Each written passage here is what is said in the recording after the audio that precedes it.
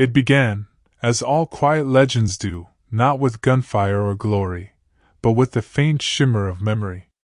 On a winter afternoon years ago, I found myself in a small veterans' hall in Farmersville, Texas. The building was old, its wooden floors sighing with every step, and the air smelled faintly of polish, pipe smoke, and time. Along the far wall hung rows of framed photographs, young faces frozen in sepia, uniforms crisp, eyes unguarded. One in particular drew me closer. It was a small image, slightly curled at the edges, the frame chipped from decades of sunlight. A young man, barely more than a boy, looked out with a strange mixture of calm and intensity, as if caught between duty and dream. His nameplate beneath read simply, Audie L. Murphy, Light U.S. Army. I had heard the name before, though only as a whisper of history, the most decorated American soldier of World War II. But standing there, in that quiet room, the legend felt distant. What held me was not the list of medals or the titles of valor, but the expression. Those eyes seemed to hold a storm, quietly caged behind the polite stillness of a portrait. A local historian, an elderly man named Mr. Weaver, came to stand beside me. He noticed where my gaze had settled and said softly, as though one ought to lower their voice around such stories, "He once held off 200 Germans. All by himself. Right over there in France. Middle of the snow, January 45. His tone was not boastful. If anything, it carried a kind of disbelief that had never fully faded. He looked up at the photograph again, his hands clasped behind his back. "It sounds impossible, doesn't it? But the records are there. He did it. Alone." Impossible indeed. I had read about acts of heroism in war, but never one so solitary, so stark in its defiance. A single man standing between the living and the dead, refusing to move. Yet there he was, just a thin boy from Texas, barely 20 years old. Over the following weeks, I began to read everything I could find. Letters. Official reports. His own words in his memoir, To Hell and Back. It was like piecing together a constellation from scattered stars. Audie Murphy was born in 1925 in a sharecropper's shack in Hunt County, Texas, one of 12 children. His father drifted in and out of their lives, and by the time Audie was in his teens, he was working the fields, trying to keep food on the table. They were poor even by Depression standards. The dust storms, the hunger, the constant need, all of it formed the first battlefield he ever faced. Neighbors recalled him as quiet, polite, but watchful. A boy who listened more than he spoke. He hunted small game to feed his family, often with a borrowed rifle. His accuracy was uncanny, not because of sport, but because missing meant hunger. When war came, he was 16. He tried to enlist immediately, but every branch turned him away. Too young, too small, too light. He weighed barely 110 pounds. But persistence, I've found, often hides inside the quietest people. He tried again the following year, falsifying his birth certificate to make himself appear older. This time, the army took him. When I read those enlistment papers, the handwriting neat but hesitant, I thought of that boy, standing in line with others, knowing that he was leaving behind poverty for something far more uncertain. He wasn't chasing glory. He was chasing escape. There is a certain kind of courage that comes not from patriotism or ideology, but from a deep exhaustion with helplessness. I believe that's what drove Murphy. He trained hard, often pushed aside by men who underestimated him. He was small, yes, but relentless. In one account, his sergeant wrote, "The boy doesn't know how to quit. He just keeps coming." That persistence would one day become his legend. When he finally went overseas in 1943, he landed in Sicily with the 3rd Infantry Division, a band of weary, sharp-edged men who quickly learn that battlefields are built of confusion as much as courage. Murphy was only 18 then, but war ages boys faster than time ever could. He fought through Italy, France, and eventually into Germany, surviving where many did not. Slowly, his name began to circulate among his comrades, not as a hero, but as something else. A strange mix of fragility and ferocity. He carried the memory of home in his silence, the dust of Texas in his stubbornness. Once, after losing several friends in a single skirmish, he wrote in his notebook, "I am beginning to think God has forsaken this place." And yet he kept going. By the winter of 1945, the war was limping toward its end. The Germans were desperate, throwing their remaining strength into counterattacks across France. The Allies had pushed them back but paid dearly for every inch. Snow blanketed the forests. Trees stood like skeletal sentinels over fields turned to ice. It was there, in a small village named Holzwehr, that the moment would come, that impossible stand against 200 men. But before that day, before the smoke and the fire, there was a quiet that settled over the land like a held breath. In a letter to his sister, Murphy wrote, "The snow here is not like home. It hides the dead. Sometimes I think that's a mercy."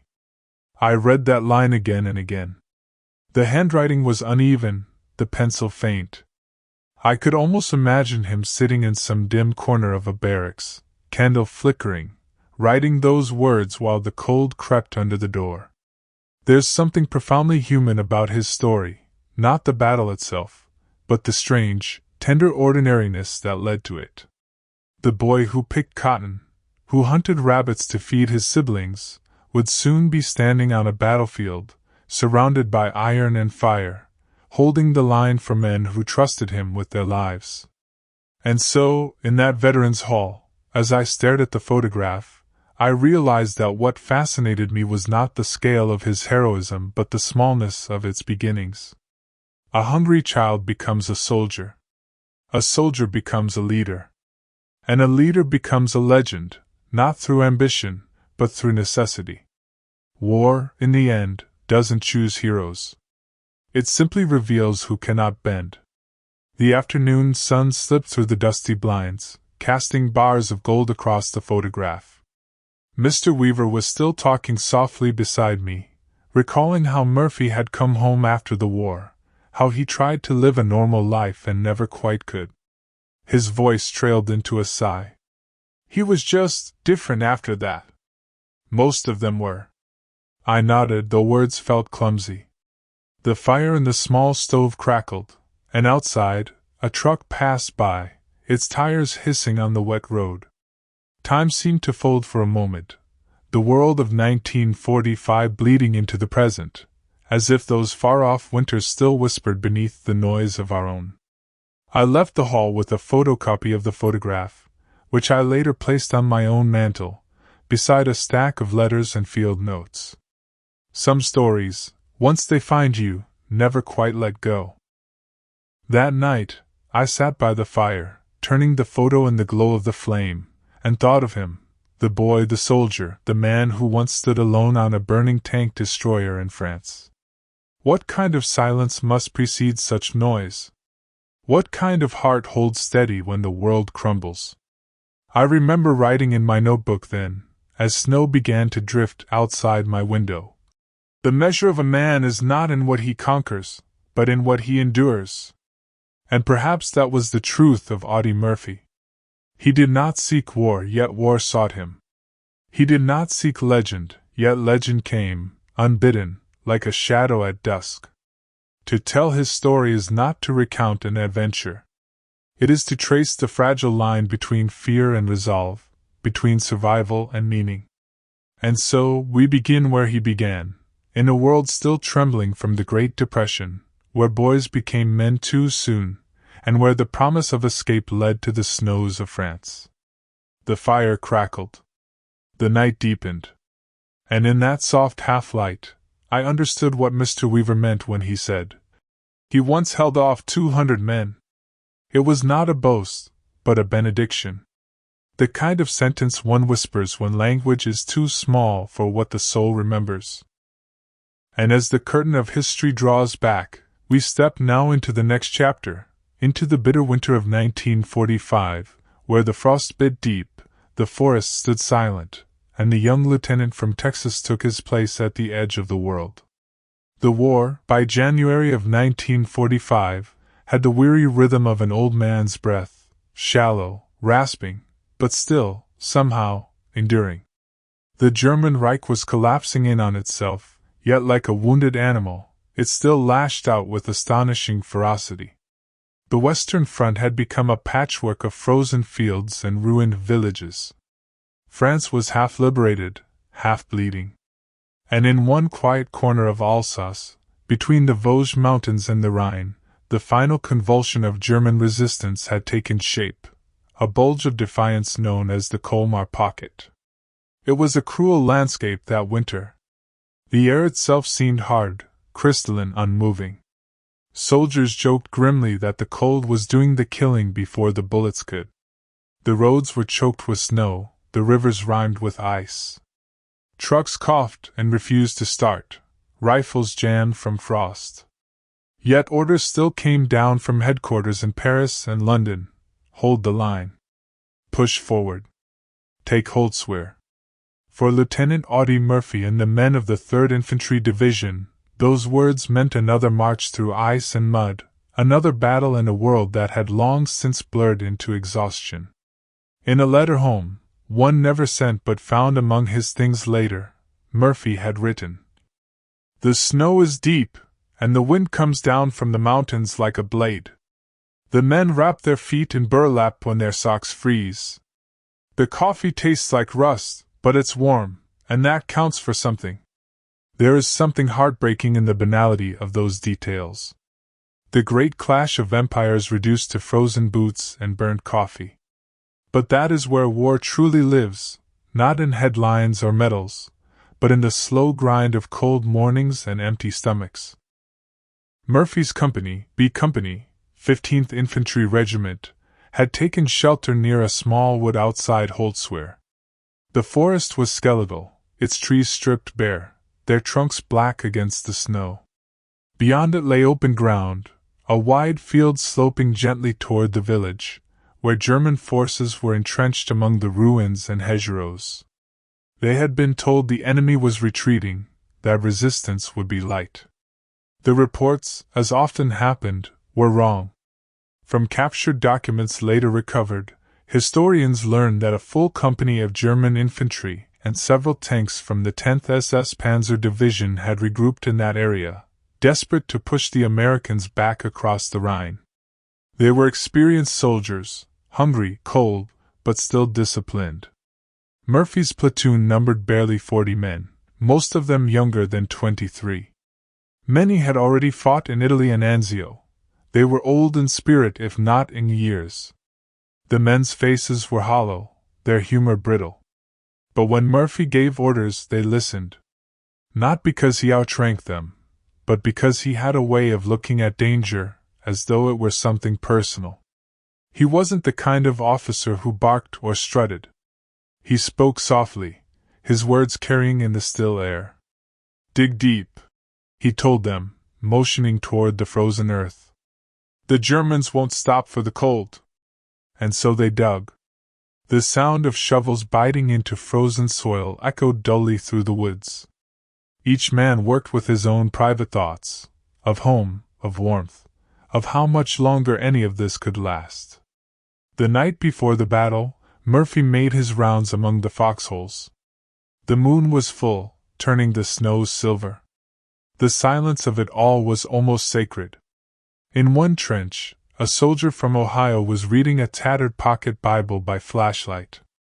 In another, 2 men passed a cigarette back and forth, too tired to speak.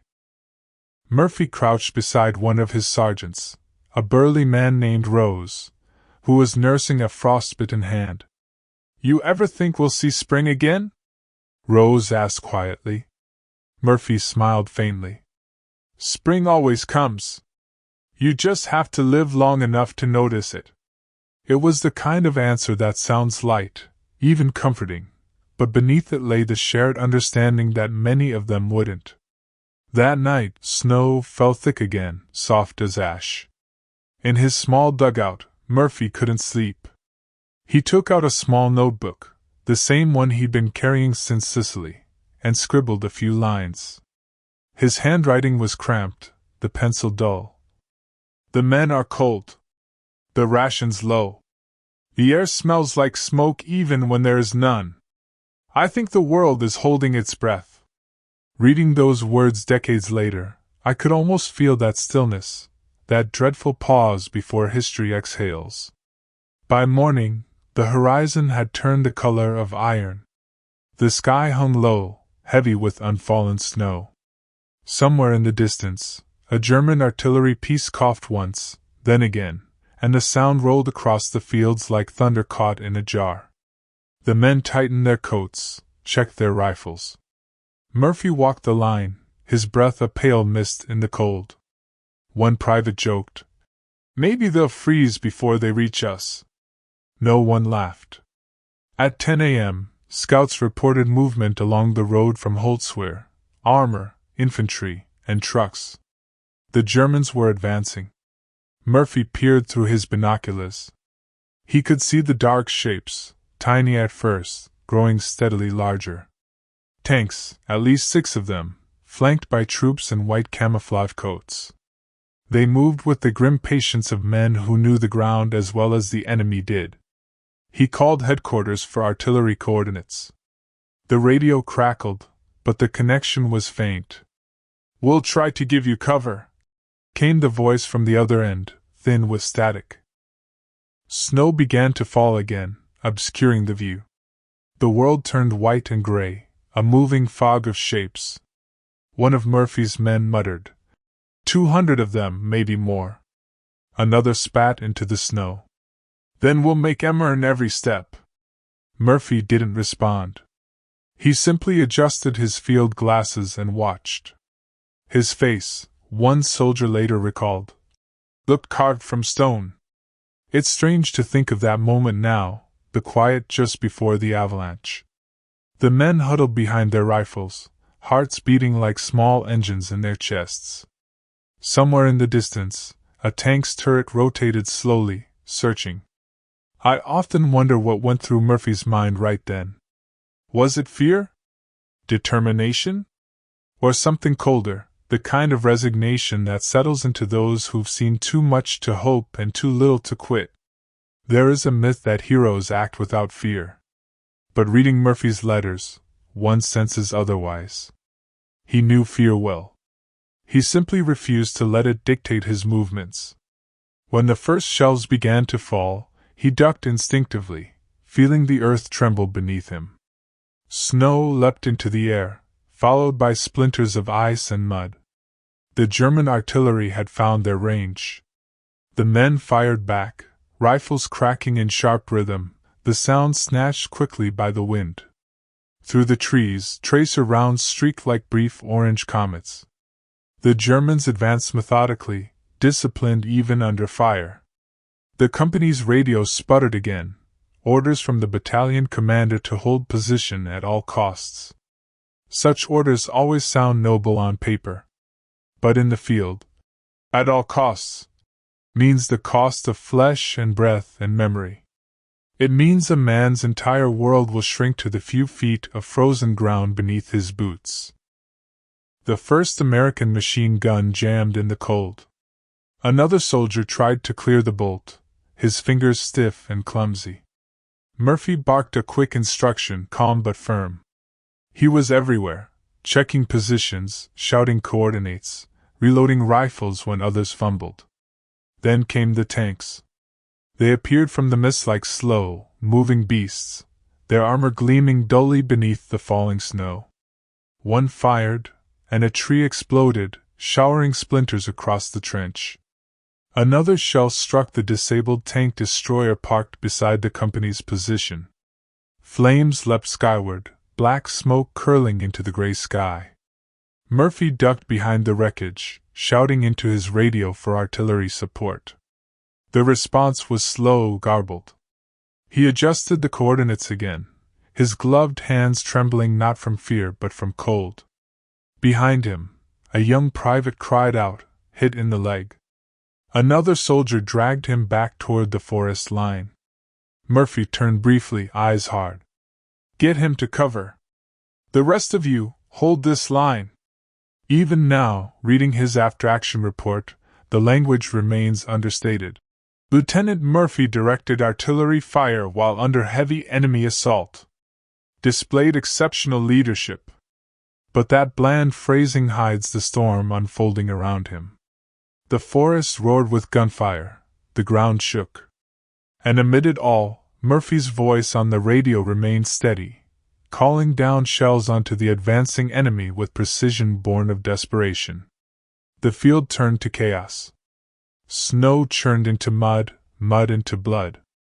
The German infantry was less than 200 yards away now. The American line wavered. A sergeant shouted that they couldn't hold. Murphy made the decision then, the decision that would become the heart of his legend. He ordered his men to fall back into the forest, to regroup and cover his flank. He would stay behind to direct artillery. One soldier protested. Sir, you can't. Murphy cut him off. Go. It wasn't heroism. It was instinct, the instinct of a man who couldn't bear to watch others die for him. And so, as his men retreated into the trees, the young lieutenant remained alone beside the burning tank destroyer, snow swirling around him like ash. The Germans, thinking the Americans were in full retreat, advanced faster, confident now. Murphy lifted the radio again, his voice calm. Target coordinates, fire for effect. Shells whistled overhead, crashing into the German formation. Screams and smoke followed. But still they came. He set the radio down and looked up at the .50 caliber machine gun mounted on the tank destroyer's turret, its barrel blackened, its grip hot from the nearby flames. For a long moment, he simply stared at it. And then, almost quietly, he climbed up onto the burning wreck. That single, silent decision, a man stepping into the open, alone, would ripple through history like a stone cast into a still pond. And in the next section, we'll linger at that moment, the hour of fire, the machine gun on the burning tank, and the sound of one man's defiance echoing through the snow-laden woods of France. In war, there are moments when the world seems to hold its breath. Time stretches, sounds dim, and a strange, unreal clarity takes hold, as though the soul itself steps back to watch what the body is about to do. That was how Lieutenant Audie Murphy later described it. He did not remember climbing the burning tank destroyer. He remembered waking up already there, the flames licking at his boots, the metal searing to touch, and the bitter stench of fuel and cordite thick in the air. The German advance had reached within 100 yards. Snow hissed as bullets tore through it. The enemy spread out across the open field, white-coated figures against a gray-white world, rifles slung forward, confident that the Americans had broken. But then came that sound, the dry, mechanical growl of a .50 caliber Browning machine gun. It was the sound of defiance. The weapon spat flame, its heavy rhythm echoing across the frozen field. Thud, thud, thud, thud, thud, slow and relentless.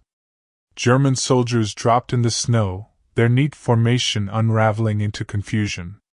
They could not see him clearly through the smoke and the falling snow, only that the fire was coming from the wrecked tank destroyer, already aflame and belching black smoke into the winter sky. What kind of madman, they must have thought, would climb atop a burning vehicle to face an entire company? Murphy himself could barely think. His gloves burned through, the heat stung his face. His breath came in ragged gasps. But his hands moved with the rhythm of something deeper than thought. Feed belt, adjust aim, squeeze trigger, traverse left. The weapon bucked, the air around him alive with recoil. Brass casings clinked and hissed as they fell into the snow. Behind him, the field telephone crackled faintly.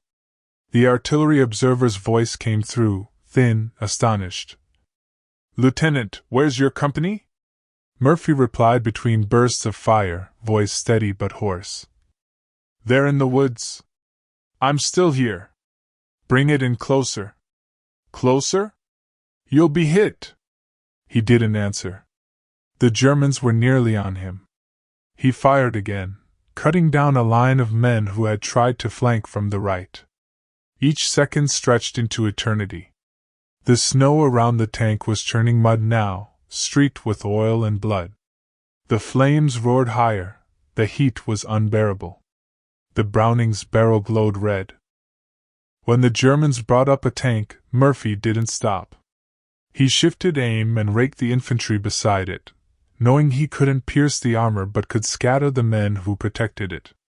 The tank's turret swiveled toward him, and the ground exploded as its cannon fired. The blast threw him sideways. He fell against the tank's hull, dazed, half-deafened. The flames licked closer. His hearing came back in fragments, muffled, distant, like sounds underwater.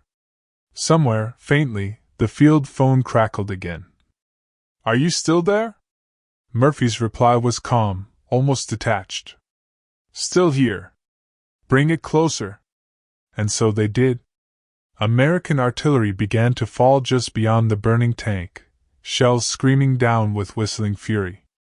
The explosions tore into the German lines, throwing men and snow into the air.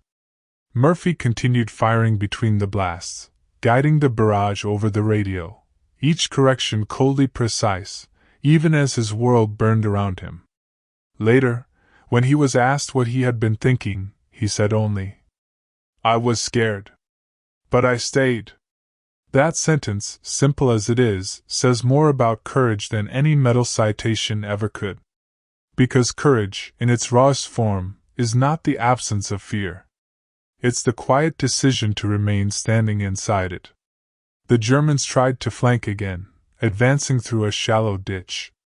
Murphy swung the gun down and swept the line. They fell, one by one, disappearing into the smoke. By now, his ammunition was nearly gone. The machine gun clicked empty. He drew his carbine, fired until that too was spent, then reloaded with trembling hands. The field phone crackled a final time. "Pull back, Lieutenant! For God's sake, pull back!" But Murphy didn't move. He was still calling in coordinates, voice hoarse from smoke. "Fire for effect! Repeat, repeat!" The artillery obeyed. Shells fell in waves, hammering the frozen earth. The German attack began to falter, then break. When the Germans brought up a tank, Murphy didn't stop. He shifted aim and raked the infantry beside it, knowing he couldn't pierce the armor but could scatter the men who protected it. The tank's turret swiveled toward him, and the ground exploded as its cannon fired. The blast threw him sideways. He fell against the tank's hull, dazed, half-deafened. The flames licked closer. His hearing came back in fragments, muffled, distant, like sounds underwater. Somewhere, faintly, the field phone crackled again. "Are you still there?" Murphy's reply was calm, almost detached. "Still here. Bring it closer." And so they did. American artillery began to fall just beyond the burning tank, shells screaming down with whistling fury. The explosions tore into the German lines, throwing men and snow into the air. Murphy continued firing between the blasts, guiding the barrage over the radio, each correction coldly precise, even as his world burned around him. Later, when he was asked what he had been thinking, he said only, "I was scared. But I stayed." That sentence, simple as it is, says more about courage than any medal citation ever could. Because courage, in its rawest form, is not the absence of fear. It's the quiet decision to remain standing inside it. The Germans tried to flank again, advancing through a shallow ditch. Murphy swung the gun down and swept the line. They fell, one by one, disappearing into the smoke. By now, his ammunition was nearly gone. The machine gun clicked empty. He drew his carbine, fired until that too was spent, then reloaded with trembling hands. The field phone crackled a final time. "Pull back, Lieutenant! For God's sake, pull back!" But Murphy didn't move. He was still calling in coordinates, voice hoarse from smoke. "Fire for effect! Repeat, repeat!" The artillery obeyed. Shells fell in waves, hammering the frozen earth. The German attack began to falter, then break. But numbers cannot describe that scene. The smell of burned oil, the strange quiet after violence, the faces of men who realized they were still alive. One private, a young man named Carter, rode home a week later. "It was like watching something out of a dream. We kept shouting for him to come back, but he just kept firing. The fire was so close it looked like the flames were trying to eat him." Another soldier added simply, "He stopped the war, just for a little while." That day, in that frozen field near Holtzwehr, the legend of Audie Murphy was born. But legends come at a price. When the adrenaline faded, Murphy's hands would not stop shaking. He could not hear properly for days.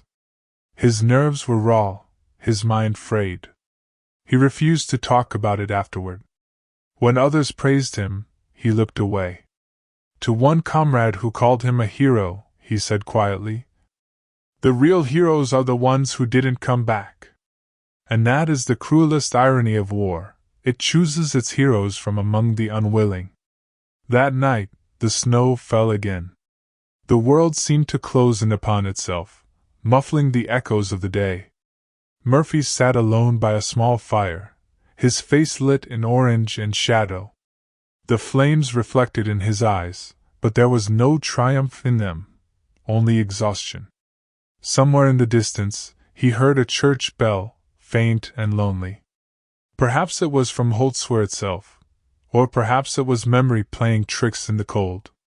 He thought of home then, of the small Texas fields, the dry wind, the smell of soil after rain. For a brief moment, he almost smiled. And then he closed his eyes and slept, still clutching the radio handset like a lifeline. When morning came, the war went on. Orders arrived, positions shifted, and the endless machinery of battle resumed its rhythm. But something had changed, not in the war itself, but in the way the men carried it. They had seen what one of their own could do, and that quiet knowledge would follow them all the way to the Rhine. The historian in me, when I first stood on that same field years later, felt the weight of that silence still. The forest had grown back, soft and green now, but the ground seemed to hum faintly beneath my boots. I remember thinking, this is where the line held. Not because of strategy or numbers, but because one man refused to move. And somewhere, deep beneath the soil, perhaps the echoes of that machine gun still live, steady, unbroken, like a heartbeat in the snow. In the next section, after the fire, we move beyond the battle, to the days that followed, the stunned aftermath, and how a quiet, weary soldier learned that history had written his name in gold while his heart still ached in gray. Morning in Alsace came gray and heavy, the kind of light that flattens everything, smoke, snow, sky, into a single weary color. The battlefield outside Holtzwehr lay still at last, but it was not silence so much as exhaustion, the kind that comes only after the world has screamed itself hoarse. When Lieutenant Audie Murphy woke, the first thing he noticed was the cold. It had crept into his bones during the night, coiled around his ribs, settled deep behind his eyes. His body trembled, partly from the frost, partly from the fading surge of adrenaline that had kept him upright through hell itself. The second thing he noticed was the smell. It was not one he would ever forget: burned fuel, scorched metal, the acrid sweetness of gunpowder, and beneath it all, something human. Something that did not belong to any particular soldier or army, but to war itself. He pushed himself upright slowly, his coat stiff with soot, his hands raw where the gloves had burned through. The snow around him was blackened and pitted, the remnants of the tank destroyer still smoking a few yards away. The weapon he had used, the .50 caliber Browning, hung silent now, its barrel bent from the heat. It looked, in that pale morning, like some relic of an ancient battle. And perhaps it was. A medic approached quietly, stepping around frozen shell craters. "Sir," he said softly, "you need to see the doc. You've got burns on your hands and legs." Murphy blinked, as if waking from a long dream. "Is the line holding?" The medic nodded. "The Krauts pulled back last night. We're clear for now." "Then patch up the others first," Murphy said. "I'm fine." He wasn't fine, of course. The human body doesn't come through a storm like that untouched. But there was something inside him, pride, duty, or maybe plain stubbornness, that refused to let anyone see the cracks. The men of Company B emerged from the woods in cautious silence. They looked at their young lieutenant with a strange mix of awe and disbelief. He was barely 20, thin and pale, but to them, he seemed carved from iron. Sergeant Harold Tidwell, who had taken command when Murphy was thought lost, approached him slowly. "We thought you were gone, Lieutenant." Murphy gave a faint smile. "I nearly was." Then, after a pause, "We held the ground, though." Tidwell nodded. "Aye? You did that." There wasn't much more to say. In war, words are clumsy things. By afternoon, the official report had begun to make its way up the chain of command. Witnesses gave statements, all telling the same unbelievable story, how one man had stood his ground, calling artillery fire down upon his own position, holding off 200 Germans with a single machine gun. Some officers doubted it at first. It sounded like a fable, something soldiers told around a campfire to make sense of the madness. But when they walked the field themselves, saw the wreckage, the tracks, the bodies, disbelief gave way to stunned silence. Murphy said little during the questioning. He didn't embellish, didn't dramatize. If anything, he seemed almost uneasy at the attention. When asked how he had managed it, he said simply, "I just got mad, I suppose." That was his way, dry, understated, as though the truth embarrassed him.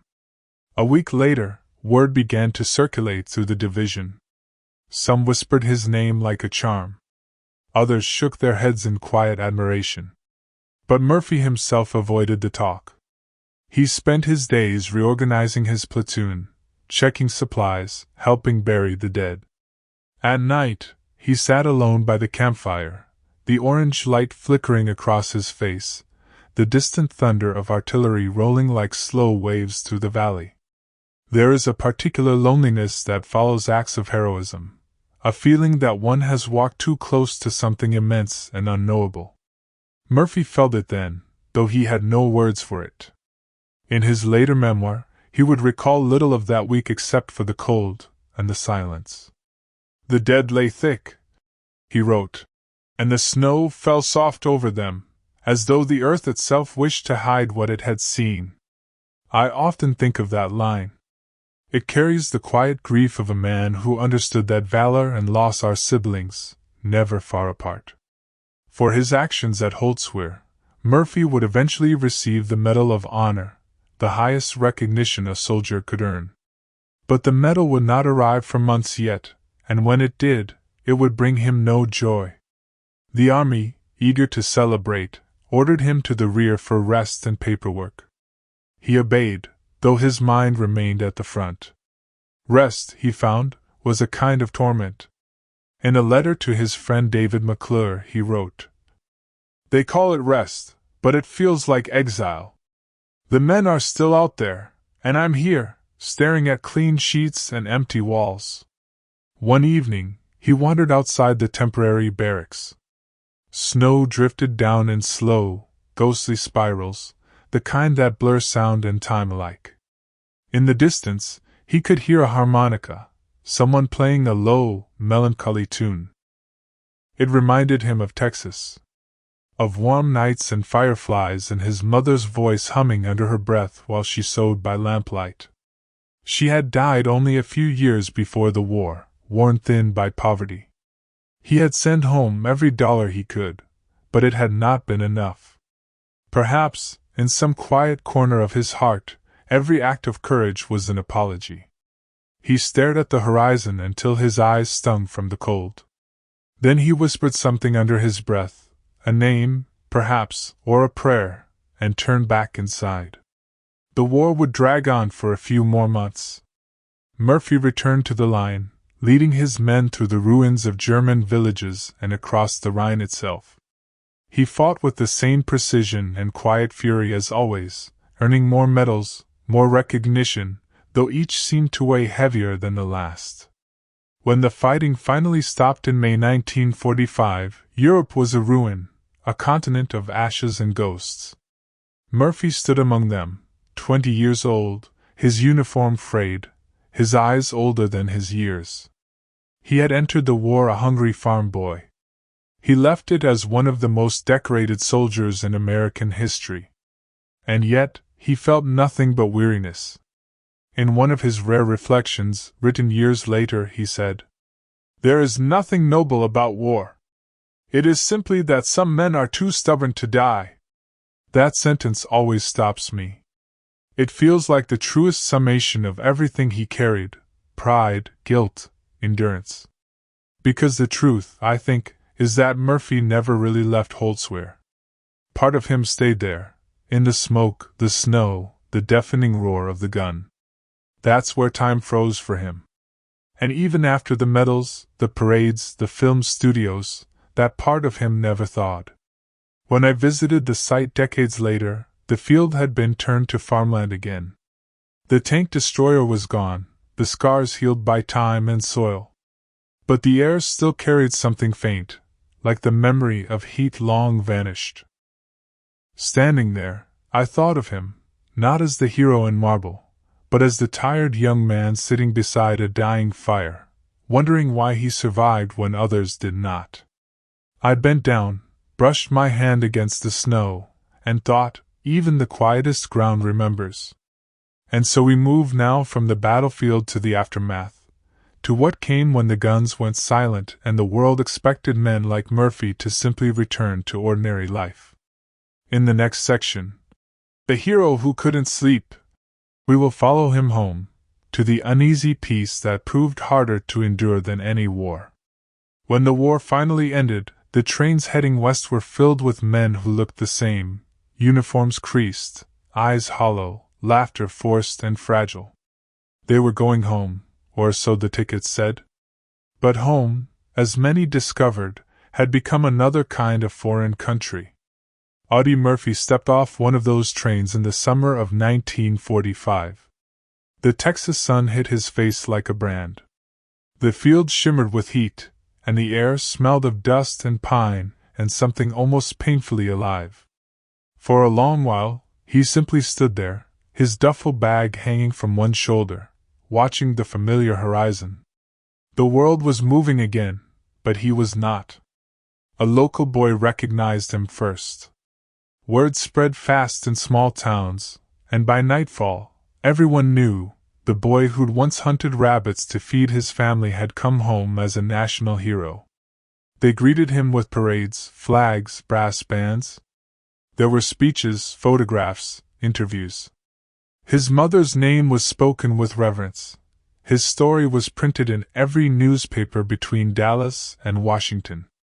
But in every crowd, Murphy seemed slightly apart, smiling politely, shaking hands, his gaze always drifting somewhere far away.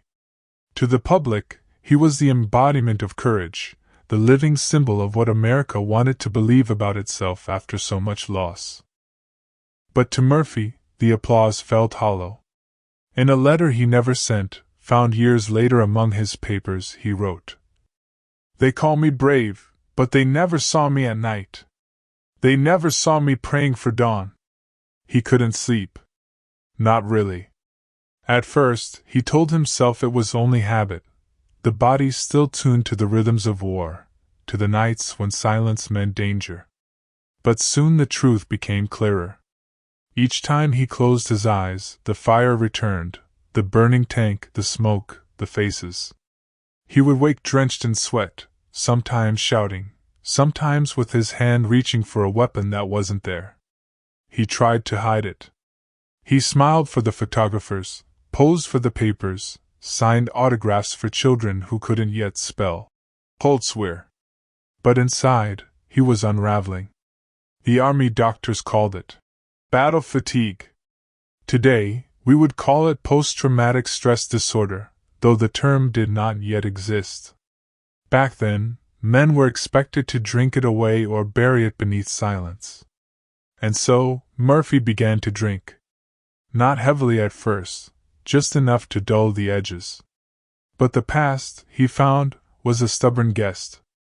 It refused to leave.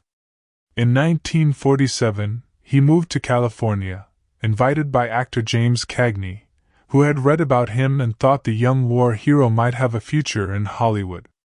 Cagney, generous and intuitive, gave him a small place to live and encouraged him to take acting lessons.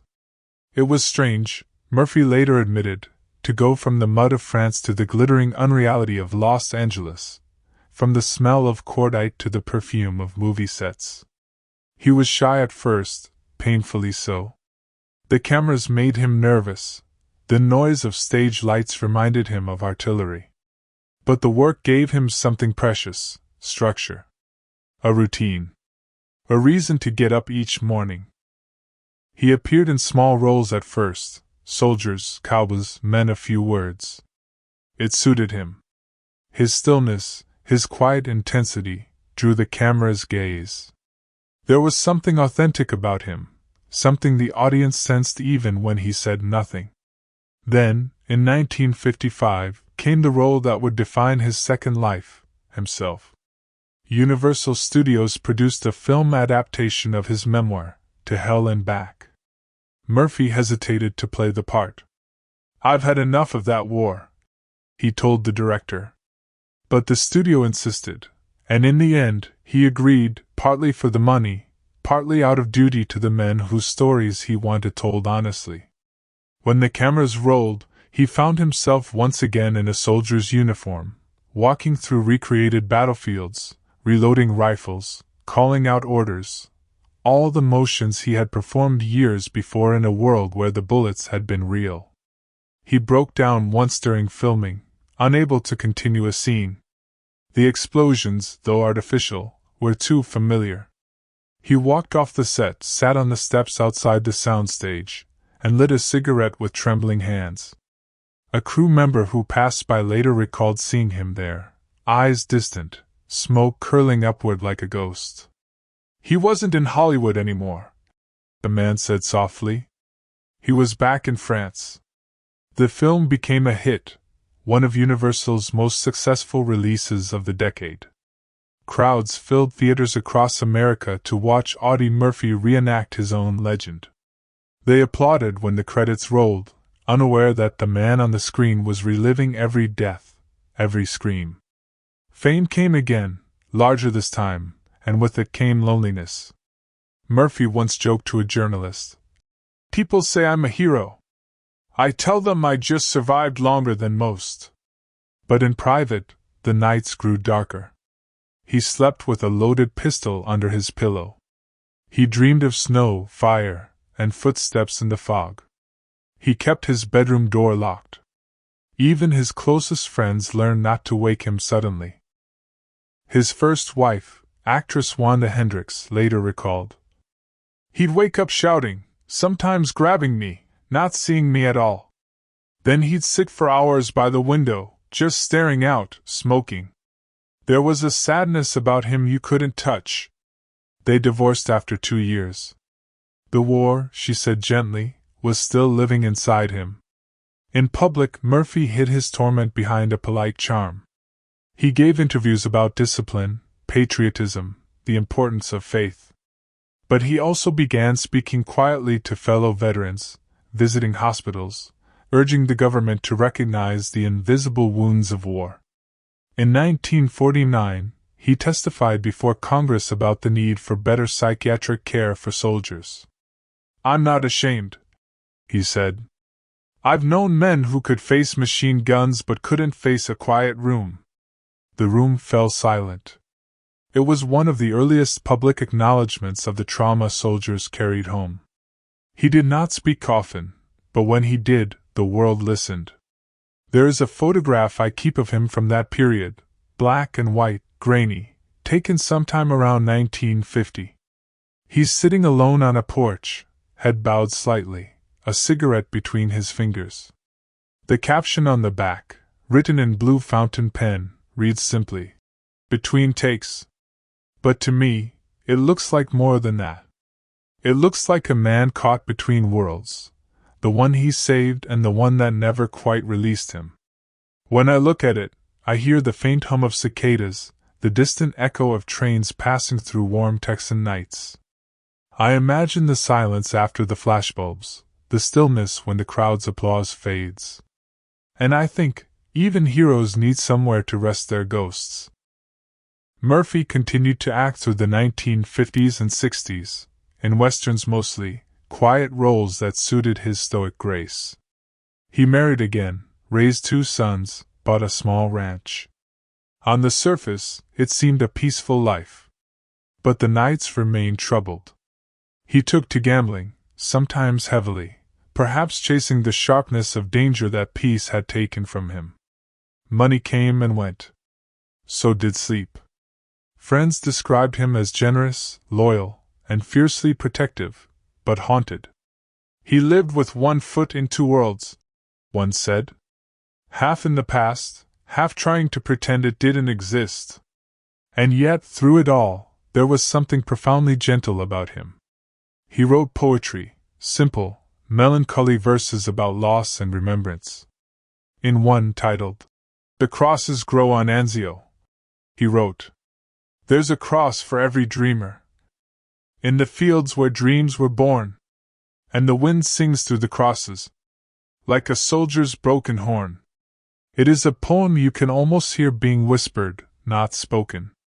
By the late 1960s, America was embroiled in another war, Vietnam, and Murphy watched with quiet sorrow as a new generation of soldiers faced the same wounds he had carried for decades.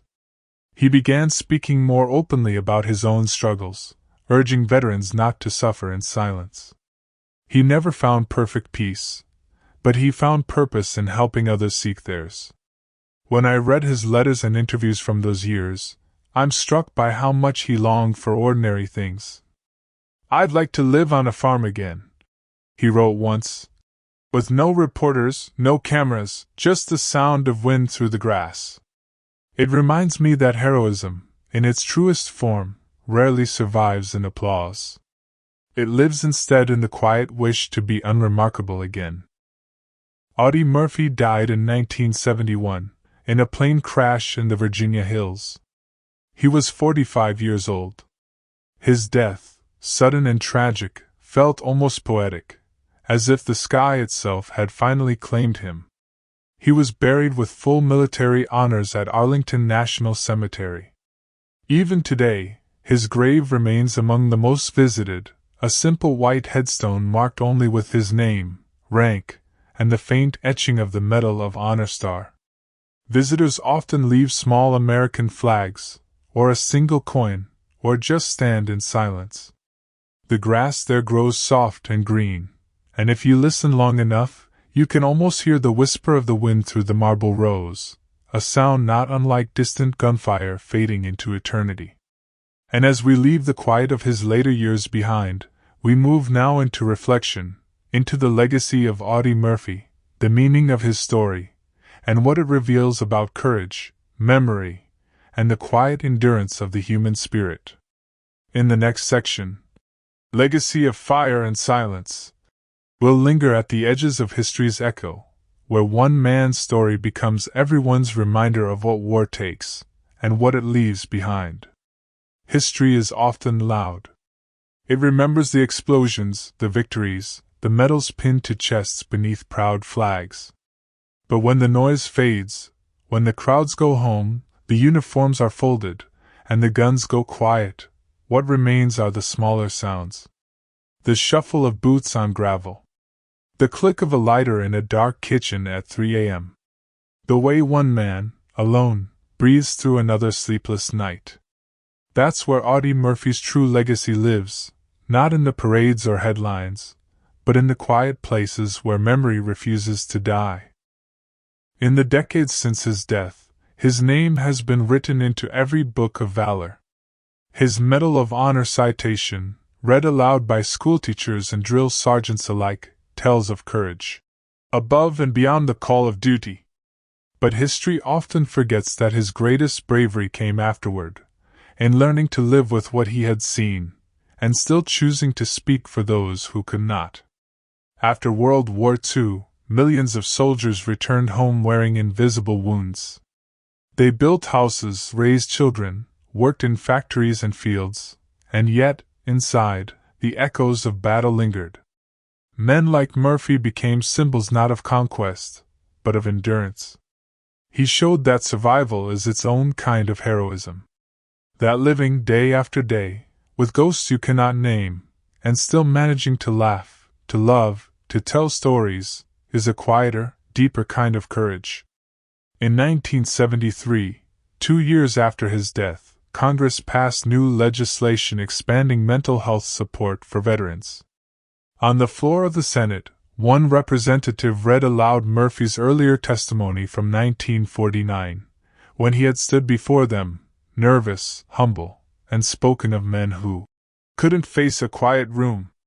He had planted the seed of understanding long before the rest of the nation was ready to hear it. Today, the Department of Veterans Affairs still cites his advocacy as an early, pivotal voice in recognizing post-traumatic stress. His pain became a path for others to follow toward healing. It is perhaps the greatest paradox of his life. The man most scarred by war helped others learn to live after it. And yet, even now, there's something haunting about his story. He never asked for fame, never enjoyed it. He never quite believed in his own legend, perhaps because he had seen what legends cost. His surviving letters are short, sparse, written in a looping, restless hand. They speak of longing for peace, of wishing he could disappear into quiet landscapes. Sometimes, he wrote to a friend, I think peace isn't the absence of war. It's the moment you stop hearing it in your head. That line, half confession, half prayer, captures the paradox of every soldier's afterlife. There's an interview he gave near the end of his life, just a few months before the crash. The host asked him if he ever thought about the war anymore. Murphy smiled faintly, a weary, distant kind of smile. Every day, he said. You don't forget. You just learn to live beside it. He looked down then, as if embarrassed by the truth he'd let slip. And perhaps he was. Heroes are supposed to be unbreakable. But Murphy showed us that the truest heroes are often the ones who never fully mend. If you walk through Arlington National Cemetery today, you'll find his grave on a quiet slope near Section 46. It is simple, no grand monument, no statue astride a horse. Just his name, the inscription of medals, and the date, 1924 to 1971. Visitors leave pebbles, flowers, coins, sometimes small folded letters. And though the cemetery is filled with names, his headstone always bears the faint trace of footprints, people who paused a little longer before walking away. The silence there is thick. The wind drifts through the maples, the air hums faintly with memory. If you close your eyes, you can almost hear boots crunching on French snow, the whisper of a radio in a ruined farmhouse, the thud of a young soldier's heartbeat. It is as though history itself is standing guard. What, then, is the meaning of his life? It's tempting to see it as a tragedy, a man who gave so much and received so little peace in return. But perhaps that's too narrow a view. Because Audie Murphy's story doesn't end with his death. It lives in the thousands of veterans who found the courage to ask for help because he spoke first. It lives in every quiet acknowledgement that war breaks something deep inside people, and that acknowledging the break is not weakness, but honesty. His life teaches something that cannot be taught in textbooks. That courage is not the absence of fear, but the decision to act despite it. And that even when the world forgets the names of battles, it should remember the soft cost of survival. In Texas, near the small town where he was born, the locals still tell stories about him. An old man once recalled watching Murphy as a boy, scrawny, barefoot, standing by the edge of a dusty field with a .22 rifle, eyes narrowed, patient as a hawk. He looked small, the man said, but the quiet kind of small. The kind you don't bet against. That quiet never left him. It simply deepened, from the silence of the woods to the silence of the grave. And yet, his presence lingers. In the hush before dawn, in the flicker of an old war film, in the trembling of a veteran's hand lighting a cigarette. A reminder that valor doesn't always shout. Sometimes, it simply endures. If one were to imagine Murphy today, not as a statue, but as a soul, perhaps he would be sitting somewhere peaceful. A porch in the hills. A soft wind moving through grass. No applause, no questions. Just the sound of cicadas, the glow of the setting sun, and at last, the rest he spent his whole life earning. And maybe, just maybe, he would smile, faintly, quietly, the way men do when they realize the war is finally over. History remembers Audie Murphy as a soldier.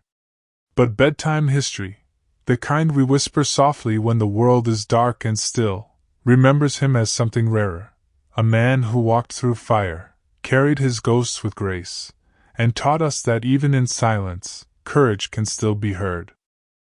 There comes a moment, long after the last shell has fallen, when even the earth exhales. The smoke drifts upward like tired ghosts, the soil drinks the snow melt, and the sound of boots gives way to the whisper of grass reclaiming its ground. That is where stories like Audie Murphy's finally settle, not in the fire, but in the ash. He was a boy from Texas who dreamed only of feeding his family, and yet found himself standing against an army, alone, on a hill of frozen mud. History calls it heroism. He might have called it survival.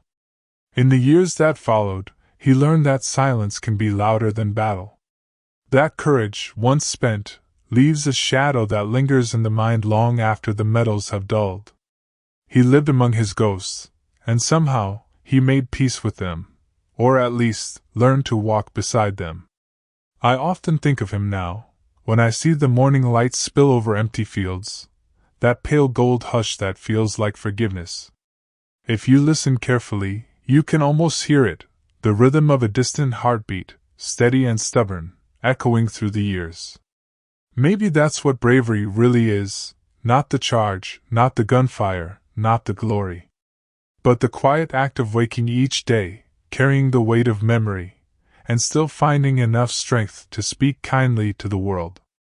Audie Murphy's story is not one of victory, but of endurance. It reminds us that every medal is edged with sorrow, every triumph built upon the bones of men who never came home. And yet, amid all that loss, there is still something deeply human, the will to stand, to defend, to hope. Tonight, as the world outside drifts into sleep, imagine him not as a soldier, but as a man at rest, his weapon long set aside, his name fading gently into the quiet. And as the stars turn over the fields of France, and the wind hums low through the pines of Texas, perhaps, at last, the boy who held off 200 men can finally close his eyes and sleep.